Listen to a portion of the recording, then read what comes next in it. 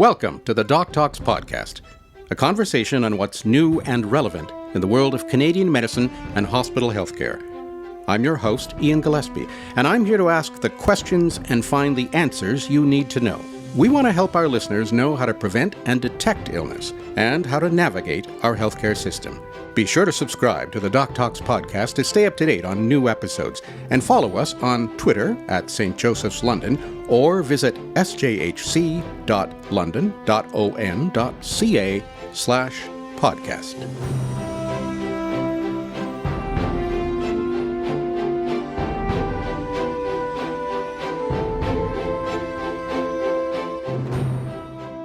Hello, I'm Ian Gillespie.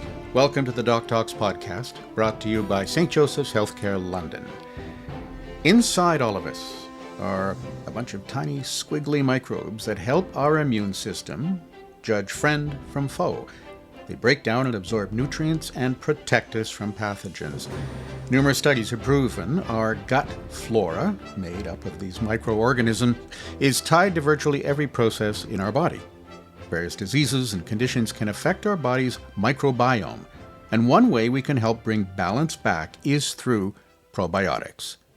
Today, I'm talking to Dr. Jeremy Burton, a scientist and director of the Canadian Centre for Human Microbiome and Probiotics, based at St. Joseph's Healthcare London's Lawson Health Research Institute.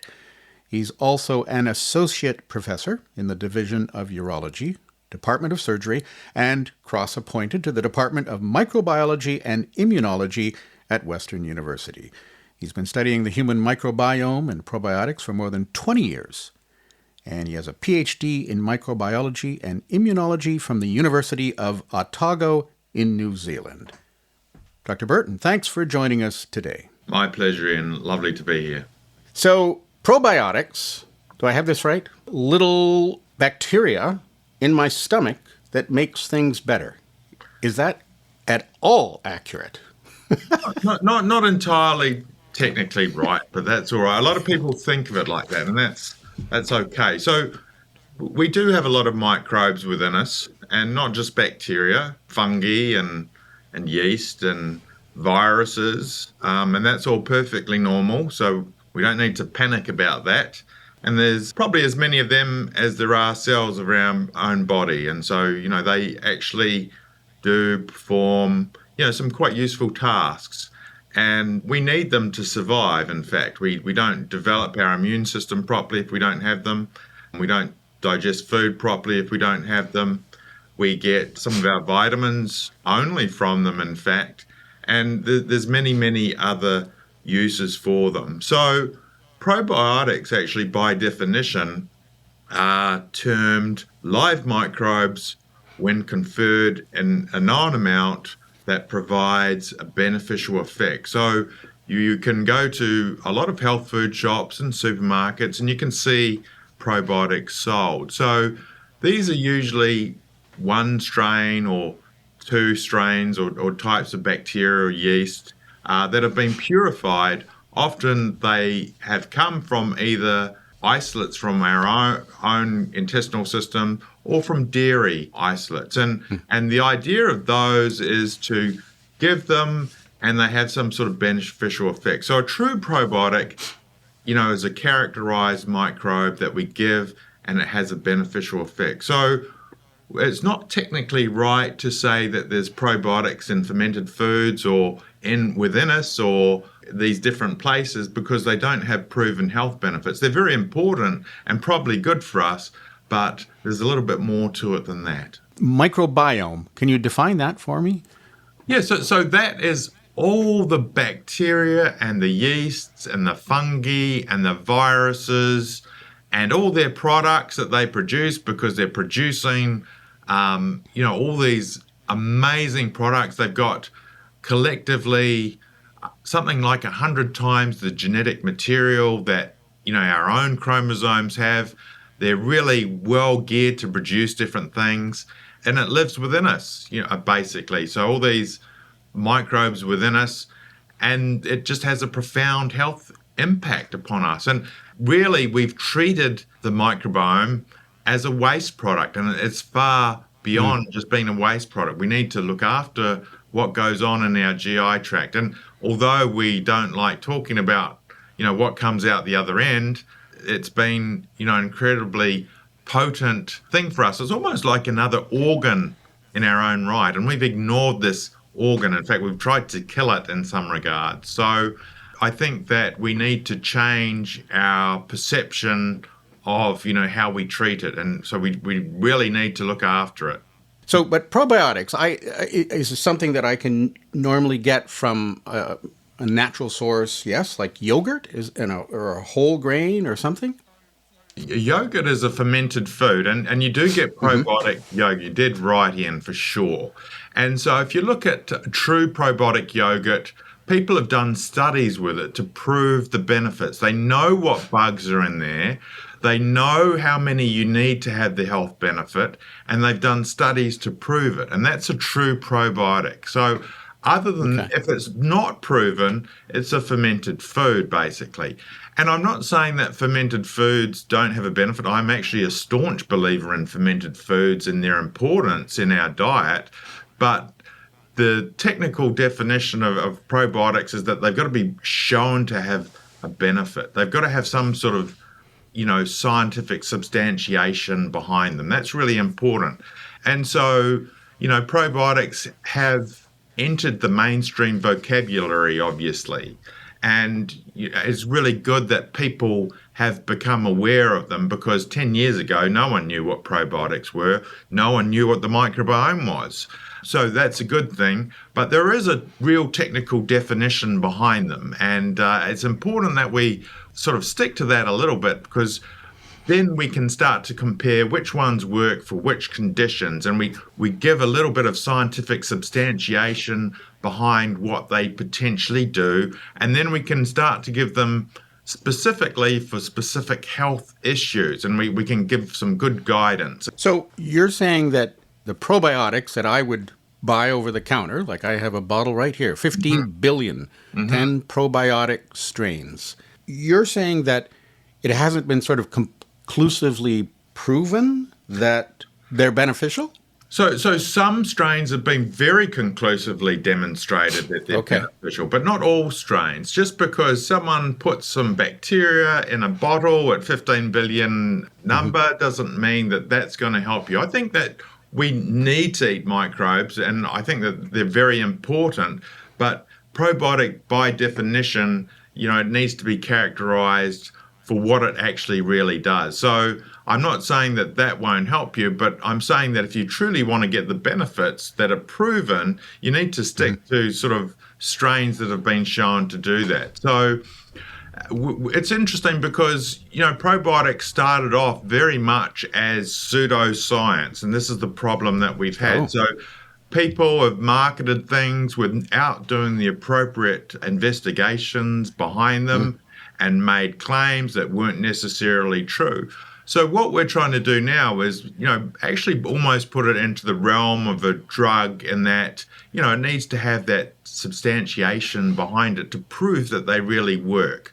So there's different levels of proof, obviously. Sometimes we run large clinical studies and they're the best things, but there's also other little things that we can do in the laboratory to model how these would potentially work, or, some people test them in animals and other things like that. But yeah, the more information behind them, the more truly probiotic they are. So, sorry, you said that we should stick to certain strains that have been proven to be beneficial. So what strains are those? How does an individual know or find out sort of what type of probiotic is best for their condition? Yeah, so there's a myriad of strains available now on the Canadian market, and that's the clinical guide to probiotic products, which has been put out. It started off in Canada, and actually the Americans have adopted it. It comes out every year. It's updated, and it has lists of products that are available in Canada and their dosage and the strains, and actually what studies have been done to support the conditions that they're recommended for. So that's the best place to start. I mean, if you have a specific ailment that you're interested in. Dr. Burton, is that available online? That's available online. So if you a quick Google search of clinical guide to probiotic products in Canada will bring that up. So you can't believe that it's a miracle cure for everything. I mean, there's reasons why these work. So they improve intestinal permeability and they do other things and have immune benefits. And specific strains have been shown clinically in products. So you want to make sure that you're using the same product, the same strains, the same product at the same dose to get those specific benefits. But what I'm not saying is that there are obviously many probiotics available. And I don't think that they're bad for you. I think they're probably quite good for you. It's just that their benefits are yet to be fully proven. Right. Okay. There's also prebiotics. Can you explain what those are? Yeah. So, I mean, ideally, if you eat a good diet, you should have a healthy microbiota, right? So all the bugs within us. And so, food obviously is made up of different macromolecules and some of those molecules are for us and some of them are actually for our bacteria. And so prebiotics are usually carbohydrates that we don't utilize ourselves. They travel further into the intestinal tract and they're actually utilized by our microbes for our benefit and to promote our microbes. So that's what prebiotics are. So there's a variety of prebiotics made from different things on the market. Some, dairy-based, some are plant-based. So examples would be inulin, which people probably have heard of, FOS or fructooligosaccharides. These are plant-derived things from chicory and onion, and they're known to promote these beneficial bacteria.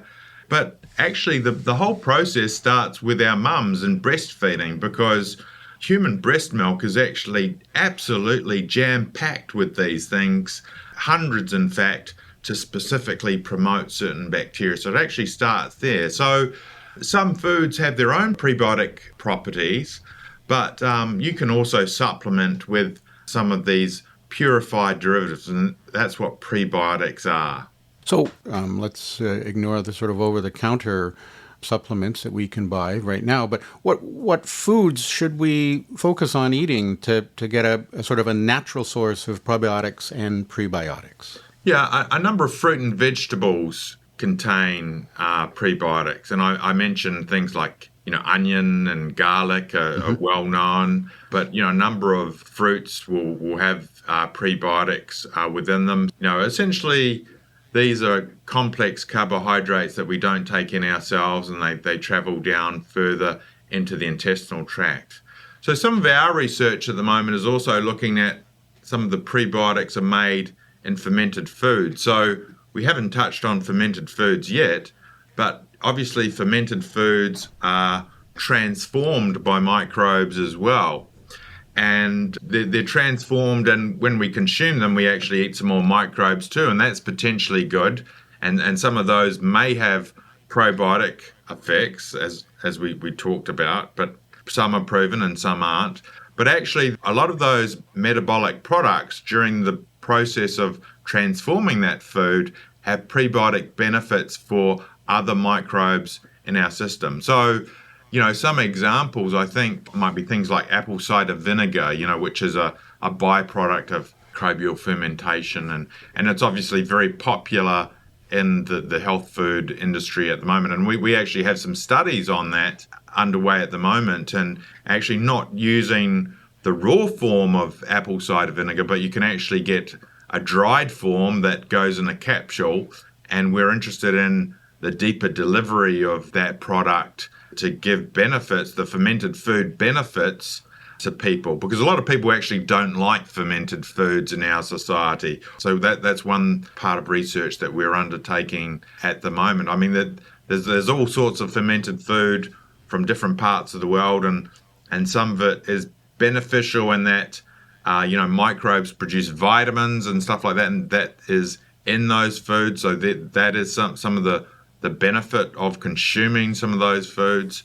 But there's many different varieties from different around the world, from soy fermented products to animal to vegetable. So we know the sauerkrauts and the kimchis, but you might be less familiar with some of the, soya bean ones like natto, which is loved in places like Japan, but starting to gain popularity here in North America because of its health benefits. And we know that certainly a lot of vitamins are produced by that product. We hear sometimes that pickles and maybe pickle juice are good for our gut. Now, but pickles aren't technically fermented. So can you talk a little bit about that? So again, back to definitions. And if you look at the official definitions, like they say that brined vegetables are not fermented foods, right? But I actually think there's a huge benefit from brined vegetables, because what they're doing is they're taking a fermentation product, which is vinegar, and they're putting it with the food. That vinegar actually goes in, and that vinegar I think is quite beneficial. And why it's beneficial is because it doesn't get released until later on in the intestinal tract, which is different. Because if you just drink vinegar, it goes straight into your bloodstream, right? But in fermented food, it goes further down, and then other bacteria can utilize that. It's obviously much more complicated than the average person realizes. Are there any dangers or negative consequences from taking some kind of over-the-counter probiotic or prebiotic? I think that there's always a danger, but the actual reality, the odds of any danger is very low. So probiotics actually have a very safe reputation for delivery. Very few people have gotten sick. Some people have gotten sick, but typically they have been, highly immune compromised. And in reality, these people are highly susceptible to even from, getting microbes from themselves or, close people, or the risk is probably the same as eating any fermented product like cheese or salami. It's just been unfortunate. So, probiotics are very, very safe, the ones that are bought over the counter. A lot of safety testing has gone into probiotics, many probiotic strains. There was a worry when probiotics started to become more popular. But yeah, the actual side effects have been relatively quite low, and people have taken large doses without any adverse effects. So, there is some concern when people make things at home themselves. So if I mention fermented food, there's always some dangers of not doing things hygienically or properly. So fermented foods, have on occasion caused some slight problems to people, but by and large, the risk is low. And what are the benefits of, if we get the acceptable probiotic and so forth? Like, is it going to improve digestion? Are these things been proven? Is it going to boost immunity? How does it help us? Yeah, so that's a great question, because, some things we just want general benefits, right? So people ask, should I take a probiotic every day? Is that going to improve my health? Yes or no? It's an interesting question. So I think we're designed to eat microbes every day. So if you look at studies that people do with simple systems, like we use fruit flies, for example, in the laboratory, and if you stop those fruit flies from getting a regular source of new microbes, they don't live as long. So we're a lot more complicated than a fruit fly. Our microbiome is a lot more complicated. And so common sense would dictate that we probably need to eat microbes every day, whether that's, a true probiotic benefit, but we do need to eat microbes. We're designed to eat microbes. So probiotics have some non-general benefits, that's for sure. Some probiotic fermented yogurts, for example, we know that they're good at improving certain conditions like constipation and speeding things along. We know that, people have done studies and general immune benefits from eating probiotic products. But then we sort of start to look at specific things. So whether that's to do with recurrent urinary tract infection, we know that, women that take certain types of probiotics can reduce things like urinary tract infections, bacterial vaginosis. So then we start to look at diseases more specifically. So that's why I talked earlier on about, knowing the strain, knowing the dose, knowing the format of that product, because those studies are being done by people and you can see whether or not they're likely to be effective for you too. So there's a lot of benefits. There's some misconceptions about probiotics, and they are that when you consume these and you consume fermented food, that they colonize us, they replace the bad bacteria. So there's no doubt that, our microbes are so critical to health that if they change and cause or help to cause an adverse health situation, that it's in our interest to try and correct that. And so people say, well, we'll take some probiotics to try and change our microbiota. But in reality, most probiotics go in and they go out, and they don't stick around. And that's because, each person has their own group of microbes. And the best way to change your microbes is through diet. The more extreme way, and we haven't talked about it, is fecal microbiota transplant. And we can touch on that later on. But probiotics do work. There's some good clinical studies behind them for certain conditions. For example, we know that they can improve things like intestinal permeability. When we're more unwell, we tend to have poorer intestinal permeability, and we get a little bit of leakage from our GI tract, of microbes and food components into our system. And that causes a little bit more inflammation, and that can exacerbate certain conditions. But we know probiotics can help that. So what I would say is that I don't think you're going to do any harm by consuming probiotics, and you need to really look at the management of how you feel about a product. So some people, have amazing transformations after taking probiotics with regards to how they feel. I've certainly seen that with, mild sufferers of irritable bowel disease and other things like that, where they have worked quite well. But it is not a miracle cure. And people need to understand that there is many scientific reasons why these work for some conditions.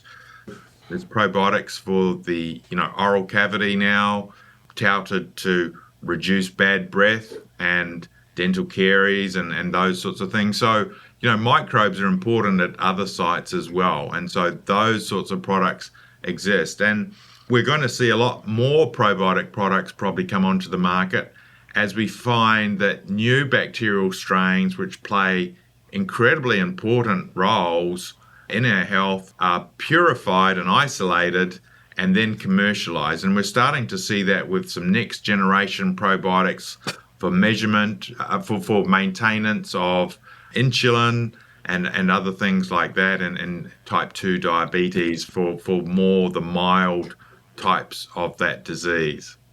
Wow. As you said, I guess, and is this, you said like 15 years ago, I mean, I guess most people, lay people, weren't aware of probiotics. So, and I'm sure, as you said, the research is really accelerating now. Eh? I mean, research is accelerating because it's been found that the microbiota is basically, it has some sort of role in just about every human system.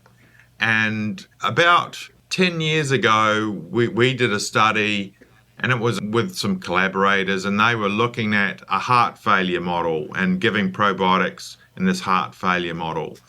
And it actually worked, and I couldn't believe it. And even as a scientist in this area, it was astounding to me that something that's happening at the gut is making an impact somewhere else in the body. And since that moment, I've really, gone on to work in a number of other areas in collaboration here in London. And, we've had some really interesting results now with oncology, working with groups, in London to show the benefits of giving a microbiome transplant with oncology therapy and improving, the outcomes for those patients. So, the microbiome is just embedded into everything. And we've had this philosophy of wanting to kill bacteria, and it worked quite well for us for some time. So if you look at the life expectancy of people 150 years ago, it was, something like 40 years of age you could hope to live. And then we started to introduce better hygiene, washing hands, pasteurizing milk, sewerage lines, clean drinking water. And that really helped us, and it helped us a great deal. But as part of that process, we started to miss out on the exposure to some of those microorganisms that may have provided us some benefit. So while, antibiotics, for example, probably the greatest advancement, that the medical community has had, we can actually misuse those on occasion, and not just with regards to antibiotic resistance, but because when we use an antibiotic, we accidentally wipe out some of those good guys that really help us.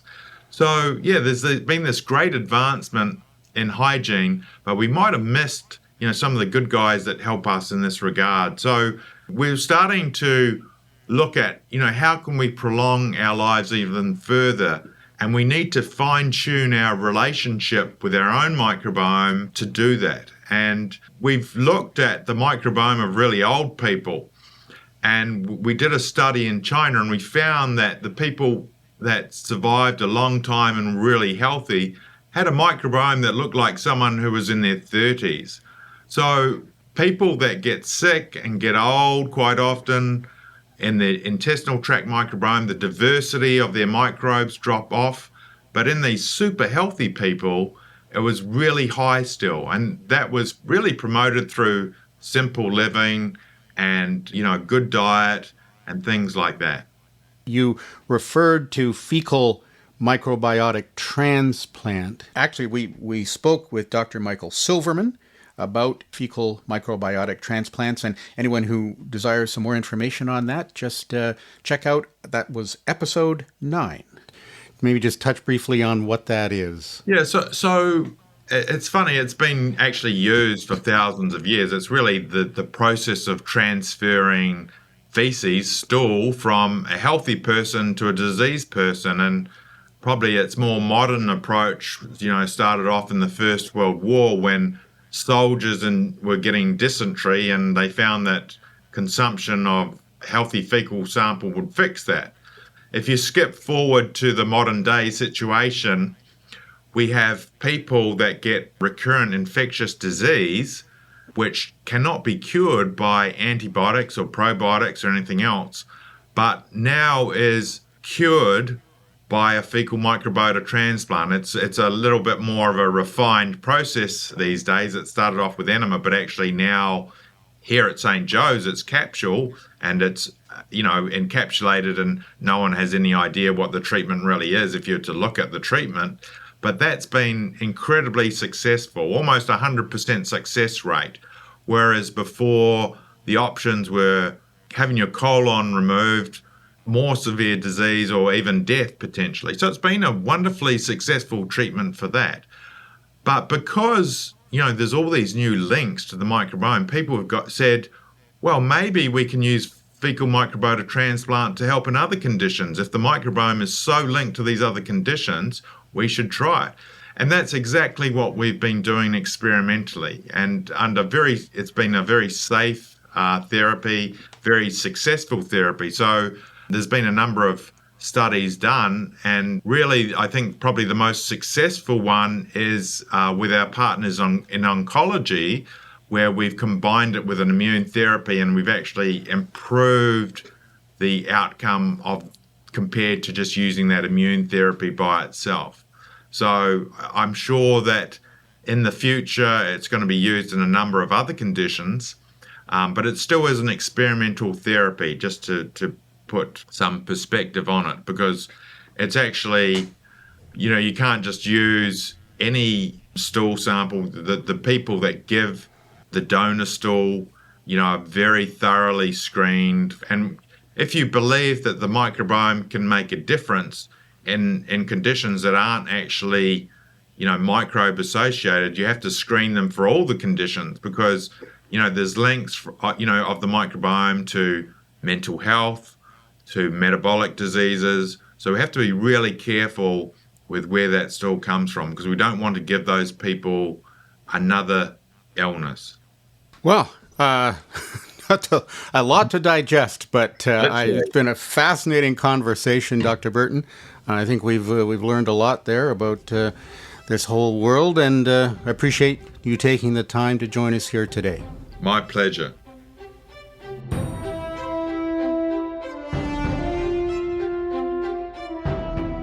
That's it for this episode of the DocTalks Podcast. Thanks for joining us, and join us next time when we'll continue our conversation on what's new and relevant in the world of Canadian medicine and hospital healthcare.